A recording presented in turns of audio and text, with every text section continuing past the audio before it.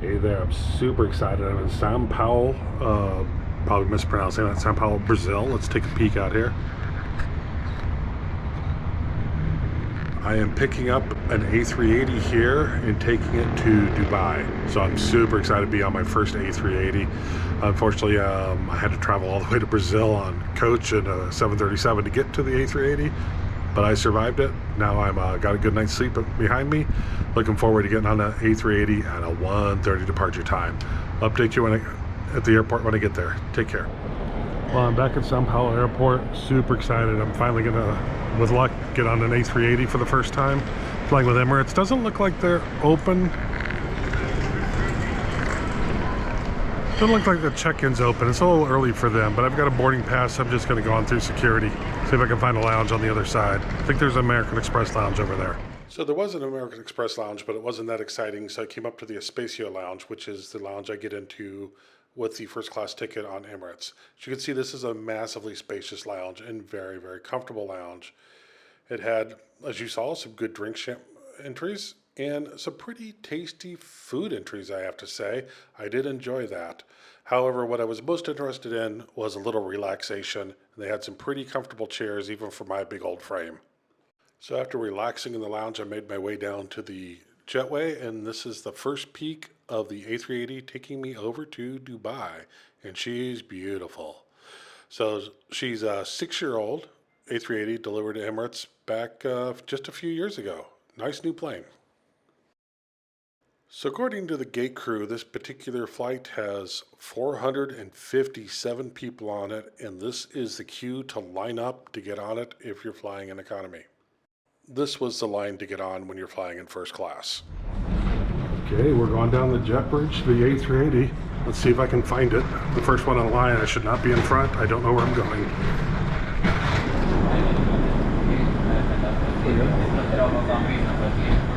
Hello, morning, how are you? Hello. So I'm going to follow this nice lady down to my seat. As you can see, there's several rows here of first class, and this is the first peak of the seat.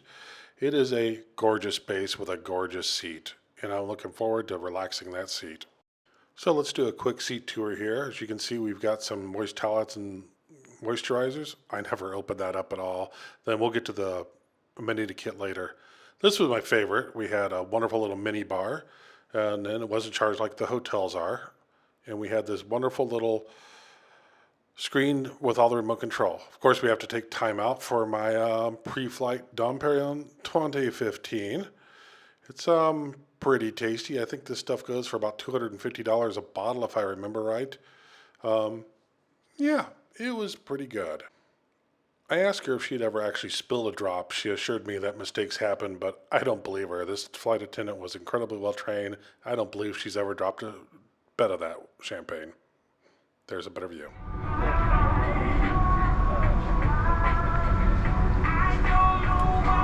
That's good. Okay, let's get back to the seat tour. We've got this wonderful Emirates writing pad and pen. I have no idea what I'm going to do with that, but I've got to take it with me when I go because that's kind of cool. Now, we did have lots of treats, and this was a basket of treats with some good stuff in there. My favorite was not that one, but the white chocolate covered hazelnuts there that's right at the base of my hand. Those definitely got nibbled on all flight. So did the chocolate bar. Yeah, those were pretty tasty. Then moving on down, we've got this. That's actually a real flower. That was a nice touch. I thought that was quite nice.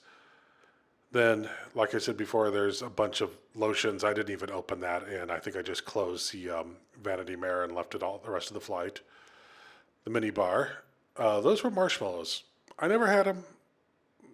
Just raw marshmallows didn't sound quite that great, but I did enjoy the hydration and took advantage of the rest of the liquid in there and some of those other snacks that were hiding in that basket there. So as you can see, there's plenty of storage and legroom down below. No problem there at all. So as I mentioned earlier, here's the remote control. This can actually be removed in flight, but right now it's locked in place for takeoff and landing. You can control your seat and your in-flight entertainment system off that. Then there was a little extra storage here. I did finally figure out how to get it open, but there was a nice spot to throw some things down there. Okay, let's get a better look at this seat. As you can see, it's huge. It's comfortable. It has lumbar support. The head goes up. I am 6'3", 300 pounds, and that was an incredibly comfortable seat for me to hang out in. You've got basic button control for the different positions of the seat there, as well as in the little remote control off to the left there that, like I said, will detach when you're not in takeoff and landing mode. Okay, we got to check out the cool buttons. This one opens and closes the mini bar. I need that in my office at home. We'll close that down for now. And this releases the table. Oh, yeah. I don't know if I'm going to work on this flight or not, but I certainly could get the laptop out and work on this with no problems whatsoever. Nice sturdy table.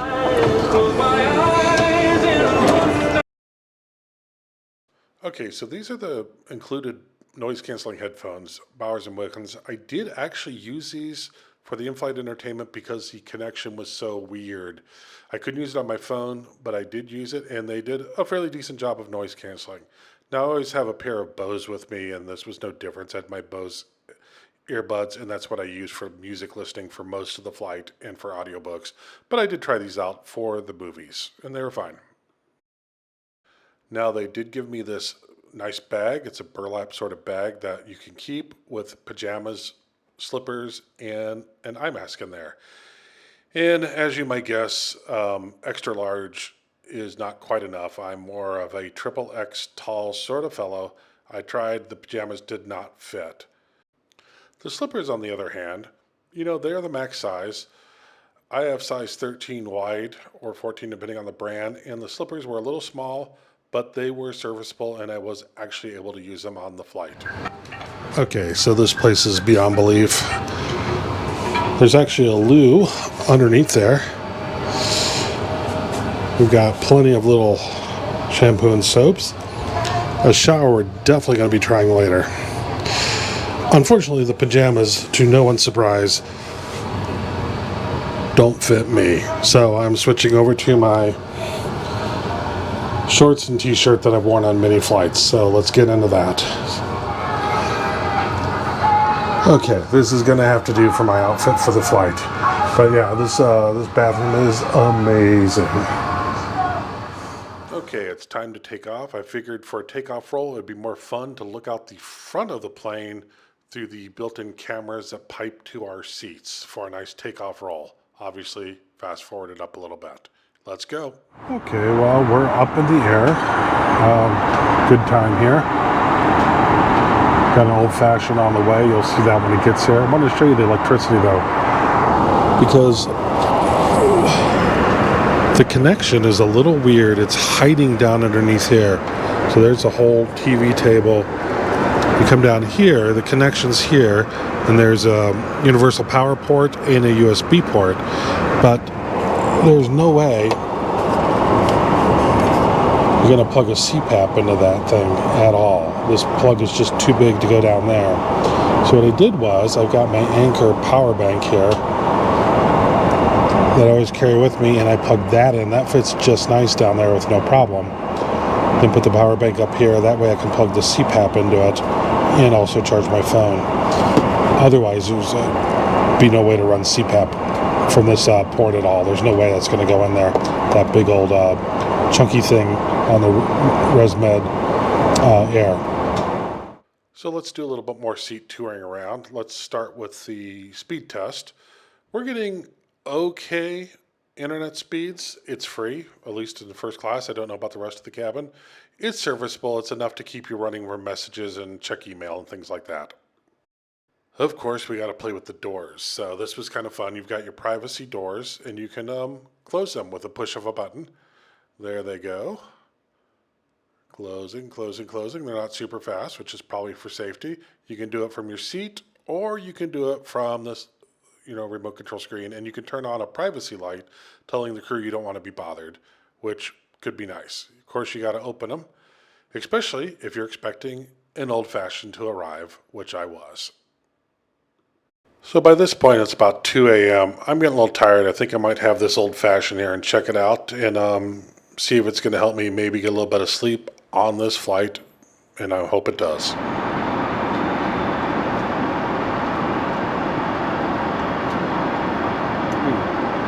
That's nice. Kind of sweet.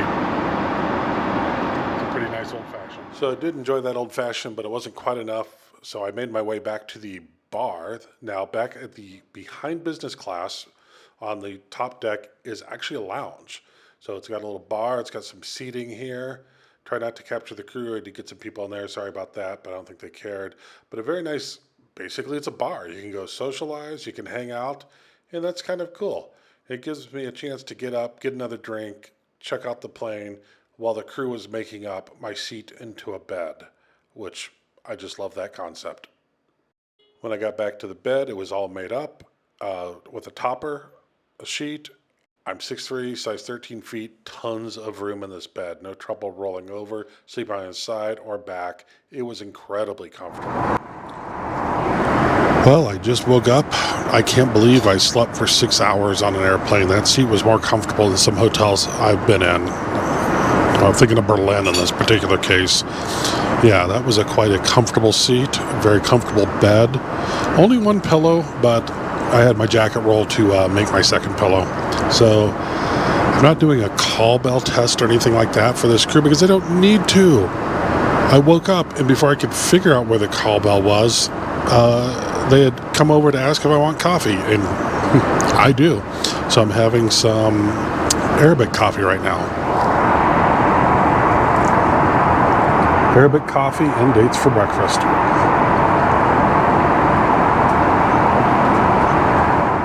So as good as the Arabic coffee was, and it was good, I think I had 3 servings of it. The dates were tasty. I need some protein and some potatoes.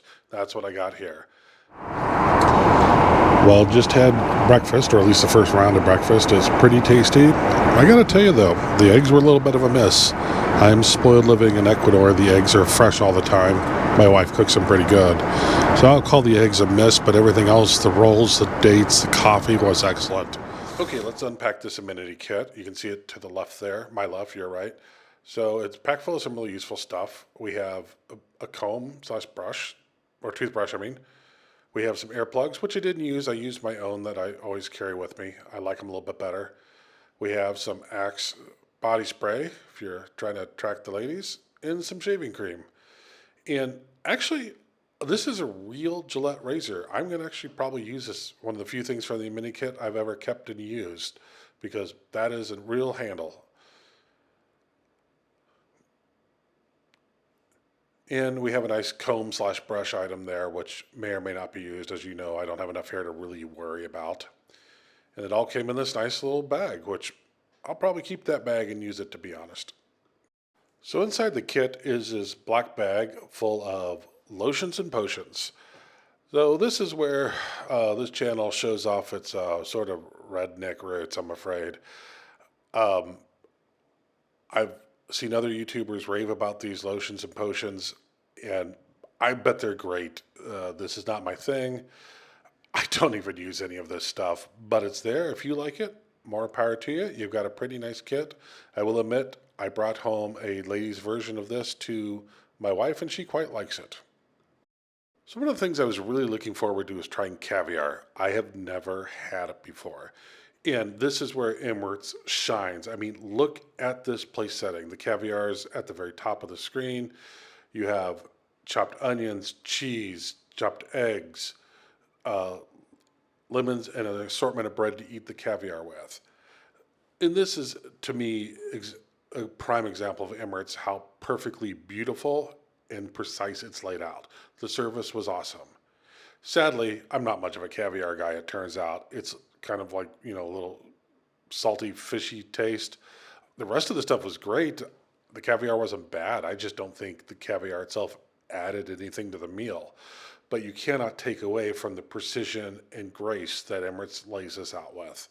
And I did fill that glass of champagne and had some more Dom 15 with the caviar service. I think, like I mentioned before, I'm just a little bit too redneck to really completely appreciate this finer serving. but I am willing to try to get used at least to the Dom 15. Now, what I can get used to real fast is this Dalmore King Alexander.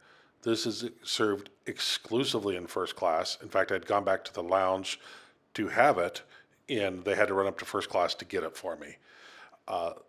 This is a Highland Scotch. It's matured in a couple different casks, if I remember right. It is a full-bodied, excellent Scotch. It's worth getting the first class ticket just to get this Scotch.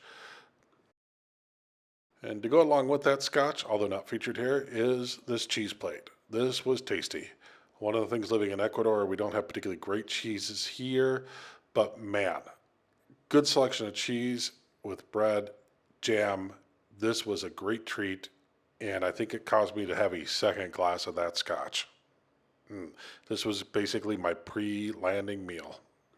So after that cheese plate, we're coming into Dubai. These are actually pictures of me leaving Dubai because it was night when I came in, but I thought we got some beautiful views of the city. I thought I would share it here.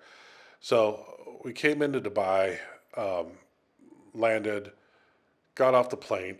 I had an 8-hour layover, but don't worry. If you book first class and you have that long of a layover, they give you a place to sleep. They actually gave me a limo to a hotel, a Marriott nearby, to crash for a few hours. So about 20 minutes away is a Marriott hotel that they sent me via car. It's a pretty nice space to just relax for a few hours. You only get 3 or 4 hours in here before you have to rush back to the airport to catch your flight, but it was very comfortable. Okay, now that I'm back home and I get to relax in my office and reflect on the flight, it was awesome. Let's talk about how much all this awesomeness costs. So all I did was show you the first half of the flight. I actually flew out of Dubai on a 777. I didn't have the upgraded 777, so the cabin and experience was quite similar. Excellent service and everything. So I'm not going to go over the seat details of the 777 since it was nearly identical to the 380. But let's go over the price, what this cost me to do. Okay, I've talked about the points I used for this before, but let's break this down. So the actual flight was not was not meant to go to end in Dubai. It was Brazil to Dublin. So how did I pay for this? Obviously not in cash because I can't afford this. So the cash ticket for this is $10,839-ish if you paid cash. It varies with currency because it was actually priced out in Brazilian currency. But when I did this slide, this was a translation. I think it's actually a little bit higher number than what I first talked about in the other video because when I did this slide, the currency conversion was a little different because US dollar has gone down in value quite a bit. So in addition to this, well, instead of this, what I actually paid was 180,000 miles, which I transferred from Amex and the Chase Preferred card with us relatively hefty taxes and fees add on. It was about half of that to only get to Dubai and to get all the way to Dublin. It was a pretty good tax and fees. 3 different airports, 2 flights, so you can imagine it's a fairly large amount of stuff. The like I said, the combination from my Chase Preferred and the Amex card moved in, got me the 180,000 points. Doing the point value conversion on this, if I take off the 123 or 1233 that I paid off that price, just did the straight divide, it's over 5 cents a mile, which is a pretty good conversion rate. And then given the absolute fun I had on this flight, this is definitely well worth it. Oh, sorry for the quick close change and a change of audio here. My microphone went out on me on that last clip. I was reviewing the final flight. The flight was awesome. If you ever get a chance to fly Emirates first class, do it. That's not something you want to really think about. Just go do it. It's an excellent time. I would recommend it wholeheartedly. Not much more to say about that. So I hope that you get a chance to do it. I had a blast doing it, and I will come back to you with some more flights. Sorry, it's been a bit. I had to take a break from doing videos. So until I see you later, take care. Bye.